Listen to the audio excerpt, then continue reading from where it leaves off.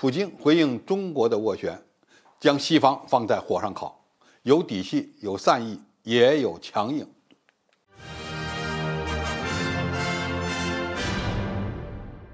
观众朋友，大家好，我是付贤少。在中国领导人访问俄罗斯之后，普京发表了重要讲话，其主要内容涉及中俄战略互信和经济合作，并重点针对中国的和平解决乌克兰危机的立场做出了回应。如果总结一下，可以用一句话来概括：有技巧，有底气，有善意，也很强硬。特别要注意的是，普京没有提及中俄在结束乌克兰危机上的任何分歧，这就给了和平谈判留下了非常大的想象空间。那么，我们为什么说普京要将西方放在火上烤呢？首先，普京愿意按照中国所提出的和平方案作为和平解决危机的一个基础。要注意，普京没有谈及乌克兰必须以新的领土事实为基础展开谈判，这是一个非常大的变化。当然，我们还不能说普京会在领土问题上让步，至少说明他不会把领土不让步当成前提。现在是否谈判的球就踢到了乌克兰一边。如果乌方非要以俄罗斯撤军为前提，那么责任就不在俄罗斯这边了。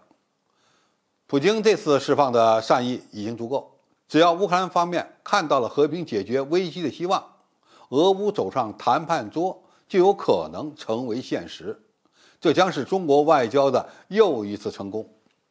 与此同时，普京也展示了自己的强硬，他特别强调英国向基辅提供贫铀弹的计划，表明了西方决心与俄罗斯战斗到最后一个乌克兰人。这不是口头上的，而是行动上的。如果西方要乌克兰一直打下去，不听中国的劝，俄罗斯也会奉陪到底。最后，普京还展示了自己的底气，其实就是俄罗斯与中国经济合作的加深。俄罗斯准备增加对中国的不间断石油供应，该国对中国液化天然气的供应规模将继续扩大。此外，俄罗斯还可能会大幅度增加对华肉类和谷物出口。中俄之间设定了一个双方贸易额增长的指标，在2023年突破2000亿美元大关。中俄元首签署的联合文件充分体现了两国关系正处于历史上的最高水平。现在看来，由于普京正面回应了中国的和平解决乌克兰危机的立场，将结束战争的责任推给了乌克兰一边。那么，乌克兰有可能回应普京的善意吗？也就是能正面回应中国的斡旋吗？仍然存在着两种可能性。